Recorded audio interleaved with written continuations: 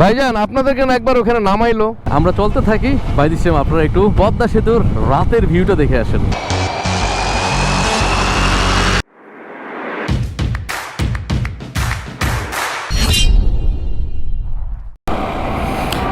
তেল আছে 3 কাটা, আরো কিছু তেল নিয়ে নিই এখান থেকে। আচ্ছা, এত ফাঁকা সেই লাগতেছে ঘুরতে। ঢাকা শহরে আসলে এইরকম সময় ঈদের পরে পুরাপুরি রাস্তা ফাঁকা থাকে, মনে হয় যে পুরা ঢাকাটাই মনে হয় আমার, কোনো জ্যাম জটলা নাই, কারো কোনো তাড়া নাই, এরকম অবস্থা থাকে। রাস্তা দেখতে খুবই ভালো লাগে। আর ঈদের সময়টা তো আসলে ঈদের আগে খুব জ্যাম থাকে, কিন্তু ঈদের পরে 2-3 দিন এরকম ফাঁকা রাস্তা থাকে। আমি এখন আছি মতিঝিল শাপলা চত্বর এরিয়াতে, এখানে থাকে সবচেয়ে বেশি জ্যাম জট, কিন্তু আজকে দেখেন এত ফাঁকা, গাড়ি চলতেছে তার নিজের গতিতে।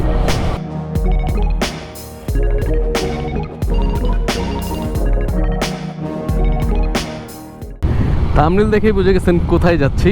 আজকে যাচ্ছি আমি পদ্মা সেতুতে। আসলে পদ্মা সেতুতে এই পর্যন্ত যাওয়া হয়নি। যখন ছাড়ছিল তখন আমাদের বাইকারদের প্রবলেমের কারণে বা যে কোনো কারণে হোক আমাদের বাইকারদেরকে ওঠা নিষেধ করে দিয়েছিল পদ্মা সেতুতে। ঈদের পরে 20 তারিখ থেকে যখন পদ্মা সেতু ছেড়ে দিচ্ছে বাইকারদেরকে, তো তখন আর যাওয়া হয়নি, প্রচুর রাশ ছিল।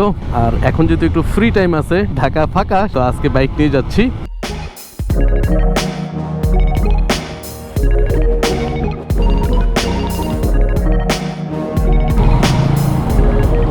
$10 রাখেন, আপনার কাছে সমস্যা নেই।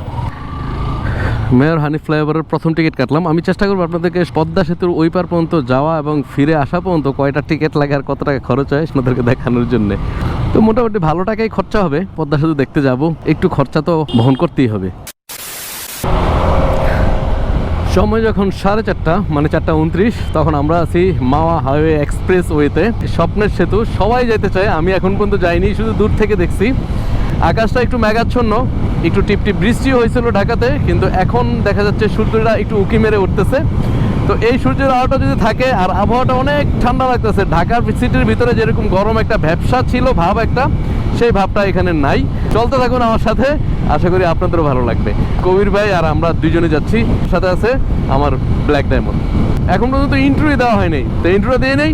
Hello guys, this is Alim, welcome to my YouTube channel and Facebook page নাভালে ব্লগ থেকে। আশা করি সবাই সুস্থ এবং আনন্দে আছেন।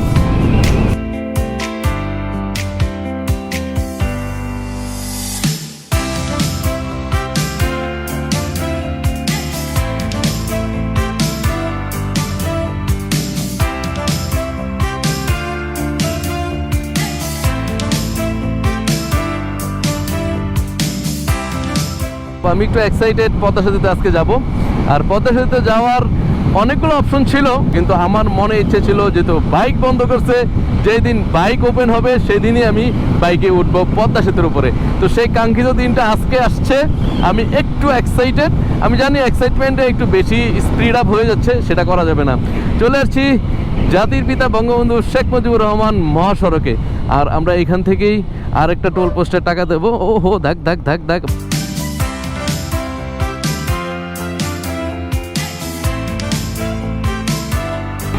দেখতে যাবো? ওকে ফাইন, তাহলে জায়গা যেহেতু আরেকটা দেখাইলো, এদিক দিয়েও যাওয়া যেতে পারে। 20 টাকা দিচ্ছে। তাহলে এখন পর্যন্ত আমরা দিলাম 30 টাকা, মানে মেয়র হানিফ ফ্লাইওভারও 10 টাকা, আর এইখান থেকে টোল পোস্ট প্রথম শুরু হলো একটা 20 টাকা। এই ব্রিজটা দেখলে মনে হয় যে আমি বাইরের কোনো দেশে চলে আসছি, এত সুন্দর লাগে উপর থেকে। যদি ড্রোন শুট দেখানো যেত তাহলে আর ভালো হইতো। পাশেই পদ্মা সেতুর রেল লাইনের কাজ চলতেছে, যদিও পদ্মা সেতুর ভিতরে ট্রায়াল বেসিস রেল চলা শুরু হয়ে গেছে, এখনো কাজ বাকি আছে। ঈদ যারা ঢাকাতে করে তারা অনেকেই ঈদের 1-2 দিন পরেই বাড়িতে যায়, অনেকেই যাচ্ছে এখন। আর পদ্মা সেতু হওয়ার পরে তো আর কোনো কথাই নেই, অল্প সময় লাগে। আগে তো ফেরি পার হইতে 2.5 থেকে 3 ঘন্টা সময় লাগতো, কখনো কখনো অনেক বেশি সময় লেগে যেত। এখন সেটা তো অ্যাটলিস্ট লাগা হয়েছে, 100 টাকা দিয়ে পদ্মা সেতু পার হওয়া যায়, সেটা মানে অসাধারণ অসাধারণ একটা কাজ করছে পদ্মার পাড়ের মানুষের জন্য।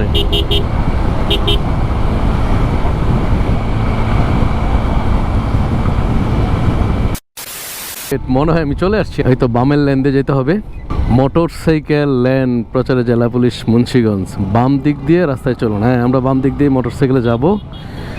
Great great, I am really excited. ওহো, রাহানি যাতা।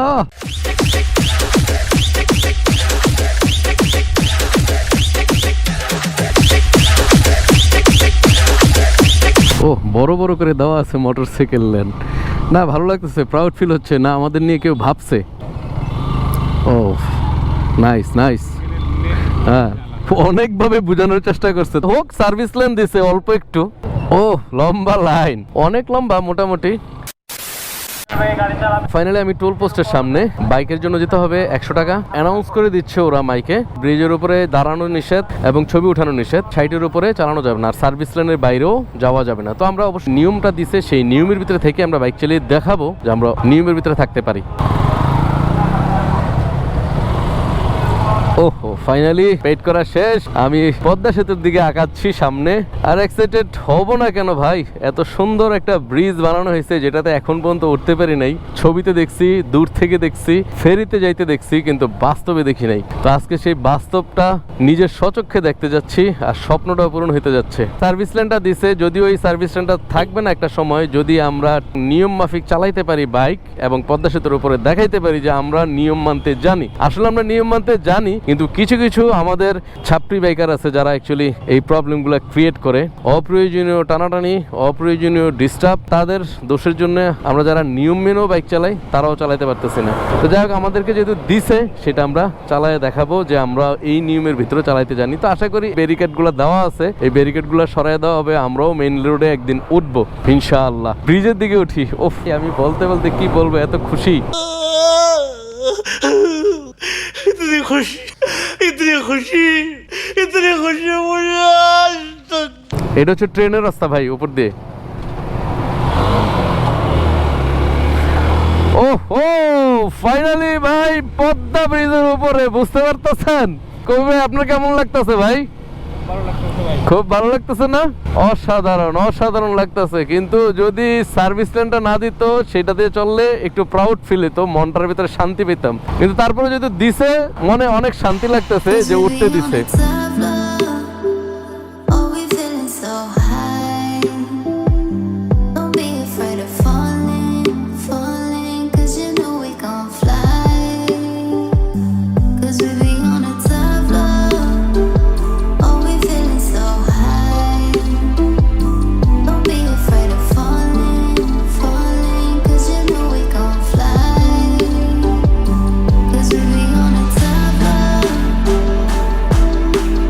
এমন ভাবে চাপাইছে মাঝে মধ্যে মনে হয় যে রেলিং এ লেগে যাবো।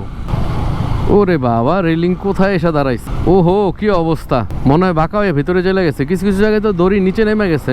ওহো কি দড়ি কই গেল, তার মানে কি এই সুযোগে একটু উপর উঠবো? ওহো ওহো দেখ, মেইন রোডে একটু উঠতে পারছি, ভালো লাগতেছে ভাই। আমরা উঠতে চাই নাই, কিন্তু ব্লকগুলো রাখা হয়েছে বাম পাশে, যার কারণে আমরা ডাইন পাশ দিয়ে একটু উঠছি। আমাদের দোষ ছিল না। ছাপরি বাইকারদের জন্য বলতেছি, ছাপরি বাইকাররা সাবধান হয়ে যাও। যদি এখন থেকে রাস্তাঘাটে আমিও দেখি বা যারা দেখেন বাইক চালান, যারা স্বাভাবিক সুস্থ মস্তিষ্কে, তারা অবশ্যই ছাত্রীদেরকে দেখলে দাঁড়া করাবেন, দাঁড়া করে একটু হইলেও অপমান করে দেবেন। এদের জন্য এত সুন্দর একটা পদ্মা ব্রিজে আমরা উঠতে পারি নাই, চলতে পারি নাই। আর আজকে যখন উঠতে পারছি, নিজের কাছে নিজেকে ছোট মনে হচ্ছে, অপমানিত মনে হচ্ছে। কারণ একটা সার্ভিস লেন যেদিক দিয়ে গাড়ি চলে না, সেদিক দিয়ে আমাদেরকে দিছে, তাও 50 থেকে 60-এ। যদিও 60 স্পিডটা ঠিক আছে, এত বেশি স্পিড ওঠানোর প্রয়োজন নাই। কিন্তু কেন ভাই, মেইন রোড থাকতে আমাদেরকে সার্ভিস লেন দিয়ে দেবে চলতে? তার কারণ হচ্ছে আমাদেরকে শাস্তি দিছে, এটা বুঝতে হবে। এর আবার কি হলো?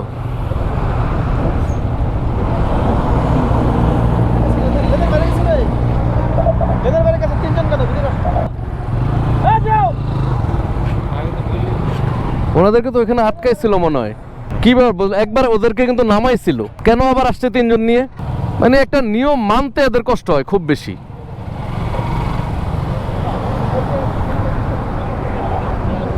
ভাইজান আপনাদেরকে না একবার ওখানে নামাইলো।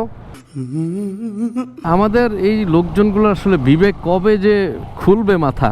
আমার সামনে এই লোকটাকে তখন 3 জন ছিল, ওদেরকে নামাই দিছিল, যে বলে দিছিল যে সুন্দরভাবে এই যে 2 জনের বেশি যেতে পারবেন না। ওরা আবার ঘুরে টোল পোস্ট পার হয়ে আবার এই পাশ দিয়ে এসে 3 জনে উঠছে। তো এখানের উপরে আটকাইছে এখন।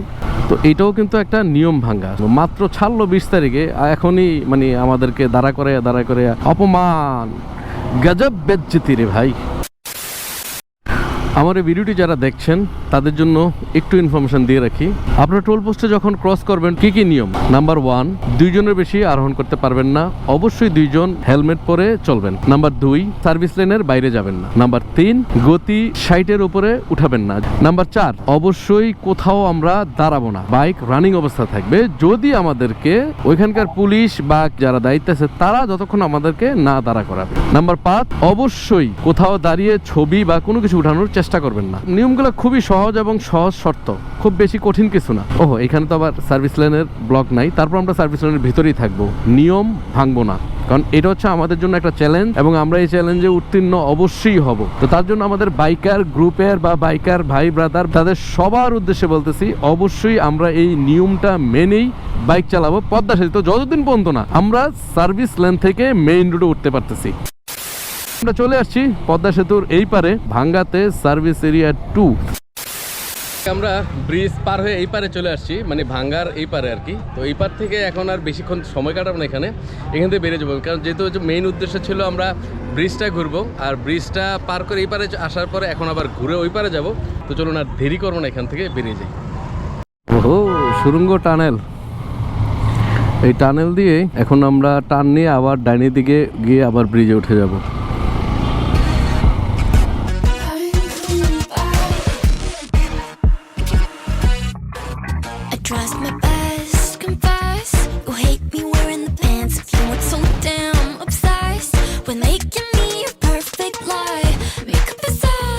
বা 20 মিনিট যাবত ধাক্কাইতে ধাক্কাইতে এই পর্যন্ত আসছি। আর এটা হচ্ছে জাজিরা টোল পোস্ট।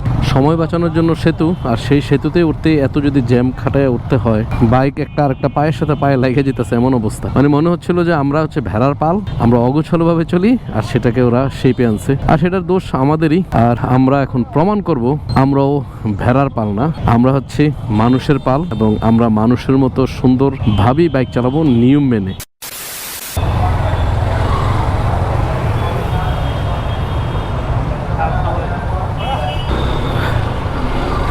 আমরা আবার এই পারে চলে আসার জন্য 100 টাকা দিয়ে আবার টিকিট কেটে নিলাম। এখন ব্রিজে উঠবো, আর আমি ট্রিপটা আমার জিরো করে নিছি, দেখবো যে দৈর্ঘ্যটা কত হয় এই ব্রিজটার। একুরেটলি আমার মিটার বোটই সময় এখন বাজে 5:58, মানে 6টা। আমরা 6টায় ব্রিজে উঠছি।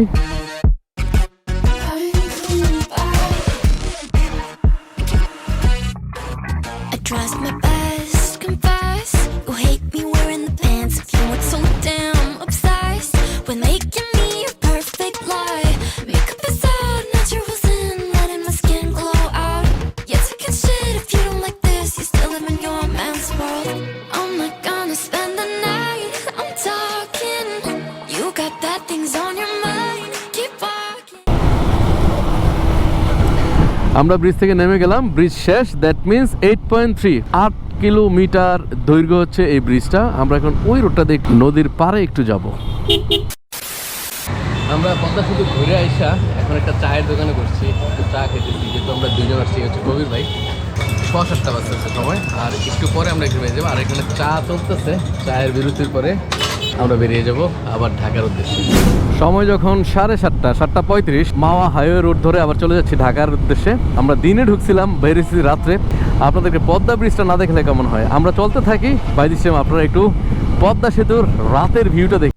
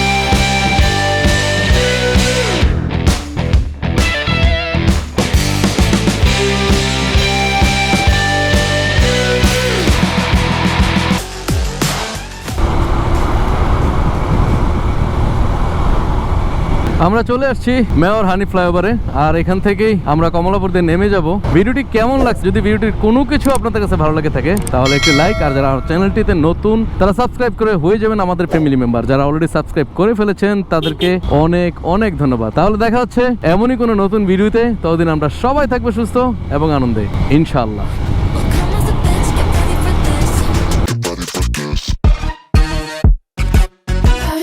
মেয়র হানি ফ্লাইওভারের সর্বশেষ টোল, তার মানে এখন পর্যন্ত আমরা 10 টাকা, 20 টাকা, 30 টাকা, তারপর হচ্ছে পদ্মা সেতুর টোল হচ্ছে 100 টাকা, 130 টাকা, তার মানে আসতে যাইতে টোটাল 260 টাকা টোলের টাকা লাগলো। তো সর্বমোট 260 টাকা দিয়ে পদ্মা সেতু ঘুরে আসলাম।